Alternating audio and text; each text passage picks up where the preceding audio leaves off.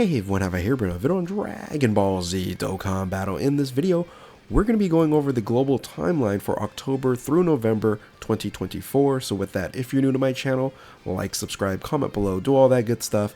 Let's go ahead and dive right in. And the reason why I'm still using the term global timeline is that yes, we are unified in schedules for JP. From here on out, we should be getting every single new unit along with the same time as JP. However, we do have a few other characters and units and events and challenges that we have not caught up yet and has not been put into the global version of the game. So until then, I will still use the terminology global timeline.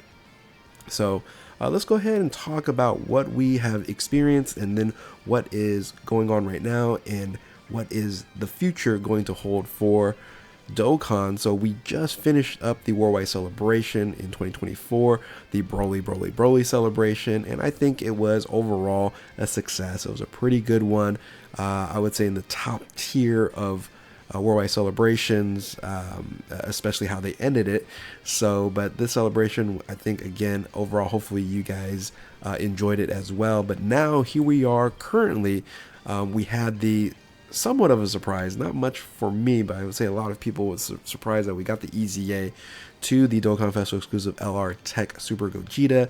I should have predicted that we were going to get Janemba as well, but we have the physical Janemba, the first dual category, keep us for 150% yellow coin LR that got EZA'd, so that opens up the opportunity for those other units to easy as well, but we'll talk about that a little bit later. And then of course our new Dokkan Festival exclusive and a little bit of controversial new banner system and pity system. Yes, 10 featured units. Yes, we do have the buy two get one guaranteed SSR on the third multi, and then of course the pity coins. I think it's a overall success and beneficial, but having the Dirty Fireworks Vegeta is kind of serendipitous when I feel like some people found the banners a little dirty. So but ultimately I think we're on the right track. I am definitely okay with the new system. So we ended up getting, again, the Dirty Fireworks Vegeta and the banner unit in the Qui. So let's go ahead and now let's talk about what should we expect from here on out until November here. On the 7th, we should be getting the Super EZA, which is a little bit surprised that they're doing this this early, but you kind of know the reason why. I'll talk about that in a bit here. But we got the Super EZA to Full Power Frieza. We got some Sub EZAs to the Super Saiyan Goku and the Nail. That is going to be arriving on 7/10. So really just a few days from this video being dropped or being recorded, really right around the corner. So of course, I think the reason why that we are getting these units a little bit earlier and now not kind of later in the celebration is because we have October 11th to deal with, and that would be the introduction of Dragon Ball Daima. So Daima is going to be dropping on, it's on the 11th in JP, so approximately would be probably the 10th over here in the US. We should be expecting a free-to-play unit. I would assume it's going to be this Goku that we see in this art that was provided for us from Bandai Namco and Toei. So on 10/10, 10/11, we should then expect a free-to-play Daima unit. But remember also something happening on the 10th/11th, technically it's on the 11th here, is the introduction of Dragon Ball Sparking Zero. So we got a lot of Dragon Ball stuff happening right here in the early month of October.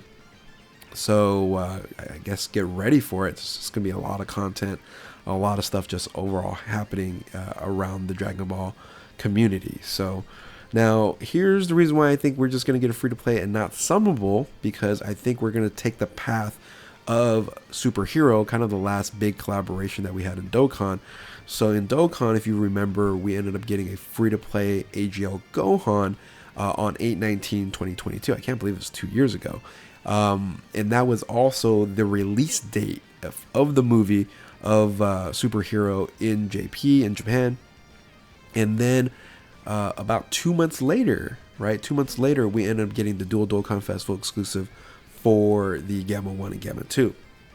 Now, of course, the reason why they ended up doing this is because they didn't want to provide a lot of spoilers. They needed to have the content ready to go and not spoil it through in the game, the storyline and things of that nature. So I think that we're going to experience the same thing with Daima, where Daima we're going to get the free-to-play on 10/11.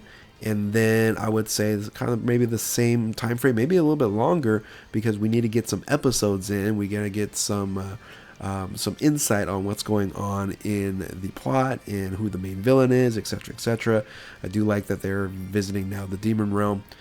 You normally only got to see that in Super Dragon Ball Heroes, but now it's going to be in Daima. So that's what we should expect. We don't expect some banner units right away. We wait for the content, the episodes to drop, and then maybe a couple months later from now that we should then get possibly a Dual Dokkan Fest for the Daima celebration. So again, that's what you should be thinking that we are going to get. Now, on top of that, I'm also expecting on the 14th/15th a summonable LR, a yellow coin LR.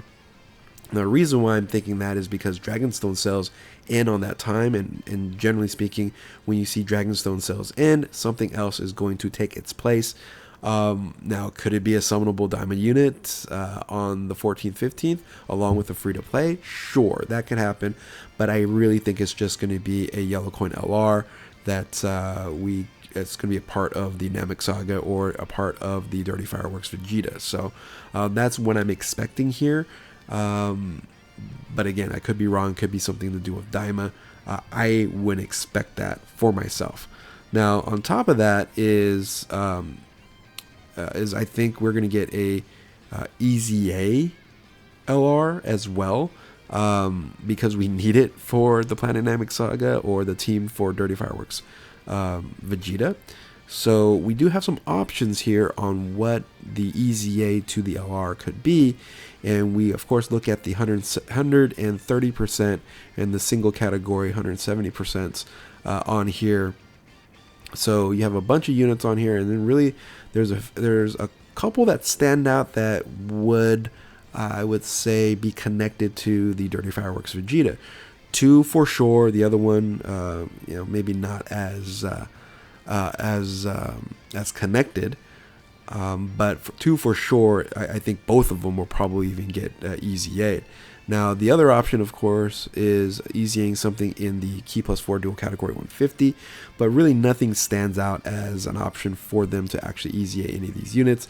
Again, Janemba EZAing was a surprise to me, being that this is the current meta for the yellow coin LRs, whereas this, we still have, what, 1, 2, oops, you know what, I just realized, Broly did not get his, there we go, right there. So we have 1, 2, 3, 4, 5, 6. So we have 6 units out of the 130/170 single categories on here that that need to get EZA'd. So there's a lot more that needs to get done.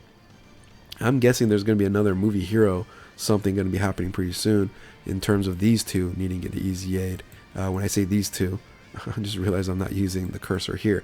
This one and this one, Tapion and the Goku Piccolo.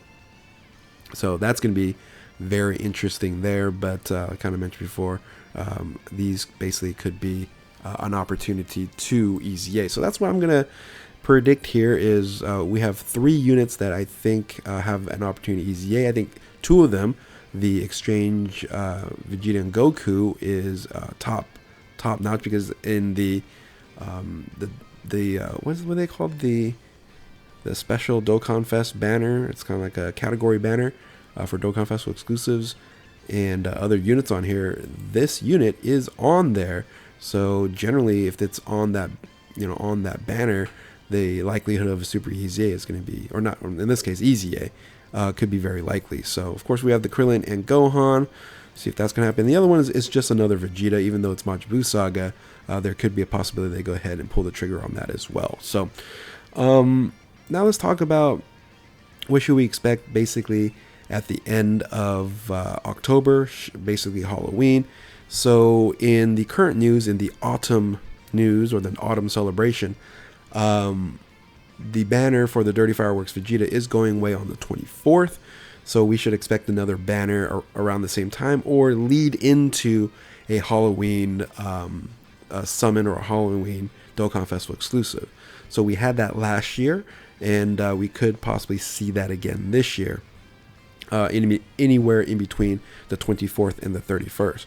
So that pretty much takes care of October. So when you look at October, if you were to get basically all this, would you guys be excited? Would you guys be hyped about October here?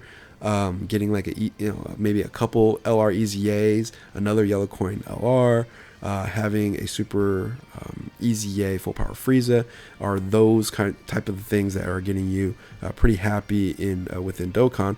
Again, everyone has their different opinions, but now we have to move on into November. What am I saying? So moving from October to November, and of course we should have gotten the Dokkan Festival exclusive and a banner unit at the end of October, which then leads me to another EZA that might happen during around 11/7. I don't know what it would be, but that's going to be my prediction. And this is where I think, because I've been saying this a lot when I'm doing timelines for Global, is where are they going to put Master Roshi and Jiren? I think right here, this spot right here, they're going to go ahead and squeeze in Master Roshi and the Banner Bulma, Banner Bunny Bulma, along with the other hard content that would be available in that celebration. Remember, that celebration didn't have too much of anything else. Didn't have a super EZA. It just had these two units, had some a few hard challenges, but I think this is a nice spot for them because last year JP it was really dead around the early moments of November, and then toward what we should then expect, since we saw it in the timeline, Super Dragon Ball Heroes collaboration again. That should arrive somewhere around like the 21st, 22nd, 23rd. I put down the 22nd here, and this is going to be really, really exciting because I really want them to end this collaboration off with a bang, or maybe just continue to keep it going while Super Dragon Ball Heroes is not around, which is, again, pretty interesting if they were to do that. Now, what I'm actually looking for in Super Dragon Ball Heroes, I don't think I'm going to get, but I am going to be hopeful to see if they backtrack from the storyline that they ended up providing for us in this past celebration to now, and that is going to be a Daishinkan Goku.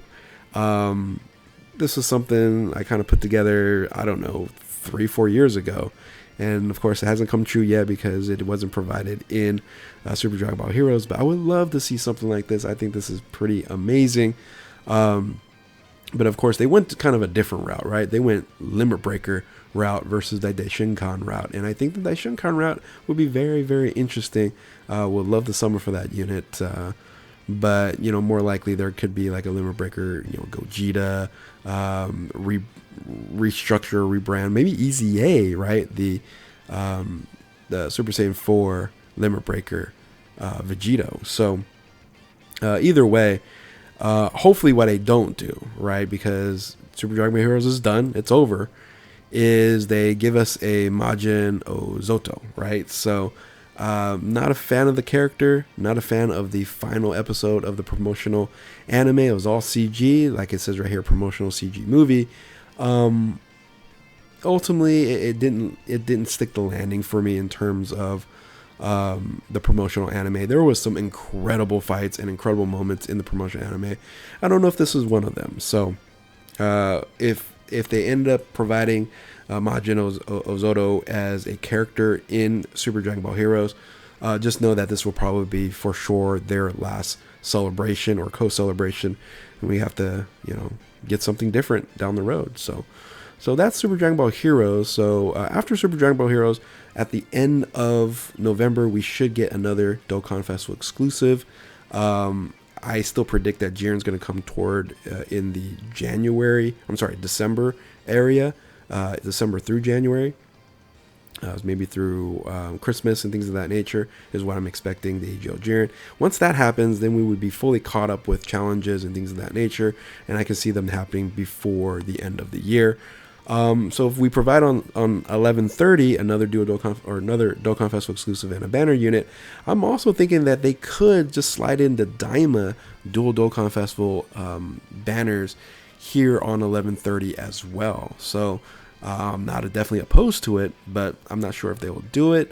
But that would be a nice spot for them to do it, and provide us some characters that have already been introduced, and it could be just as simple as mini Goku and mini Vegeta, right? So we'll see what will actually happen if they're going to go standard, versus the Daima route. So that's pretty much about it, covering all the way from August through November, and I think December is going to be fully caught up to the JP version of the game. Giving us the challenges for Goku and Frieza, giving us the summonable unit for the Jiren. I think it's all going to be worked out here at the end of November and then diving into December. So let me know if this all does happen. Is this enough for you guys, or would you guys be happy if this was your October through November? Let me know in the comment section below, and if you're new to my channel, like, subscribe, do all that good stuff. Thank you all for watching. Keep on Dokkaning, and we'll catch you next time. Later.